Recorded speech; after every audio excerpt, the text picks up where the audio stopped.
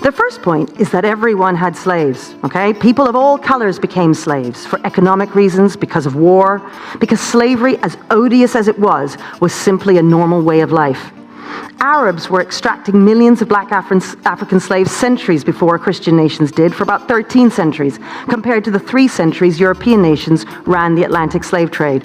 Arabs marched African slaves across the Sahara Desert, and as such, they died more often. It was customary to castrate them, and many died from this practice. The Arabs also enslaved over 1 million white European Christians. The term slavery, in fact, comes from the word Slav.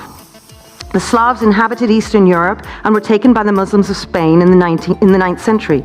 Not to mention that Africans had been enslaving each other for thousands of years.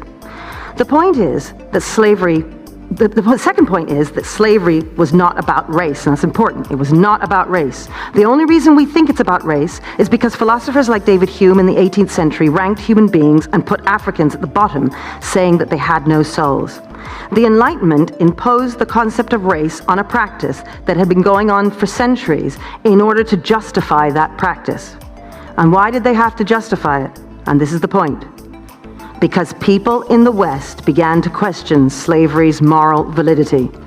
The fact is that people of all colors owned slaves, both as part of the Atlantic slave trade and outside of it. In the United States and Caribbean, black people owned thousands of black slaves, and so did the Native Americans. Nearly 20,000 of the Native American 5 civilized tribes sided with the Confederacy during the Civil War, fighting to keep slavery alive.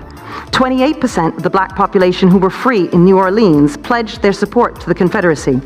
All of the 13 southern states of the Confederacy had substantial numbers of black slave owners. There were more than 250,000 free blacks, and nearly 4,000 of them were slave masters who owned more than 20,000 slaves. The practice of slavery was legal, after all. We need to remember that governments did not own slaves. Slave owners did. In fact, the US government fought a war to end slavery.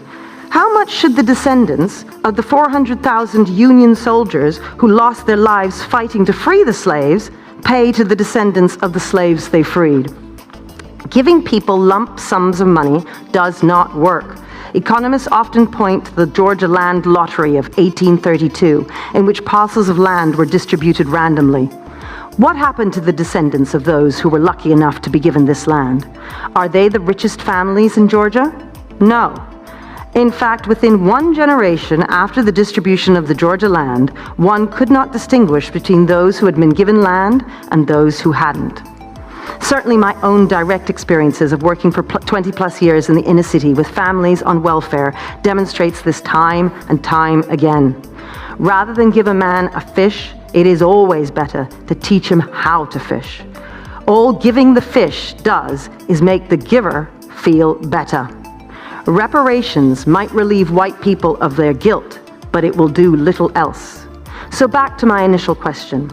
Why are we only discussing whether the West should pay reparations for slavery? Because while slavery was common to all civilizations, only one civilization developed a moral revulsion against it very late in its history: Western civilization. Not even the leading moralists in other civilizations rejected slavery at all. Rather than be ashamed as Westerners, we should stand proud for having led the world out of a mentality where slavery was the norm, and we should vote against this motion. Thank you.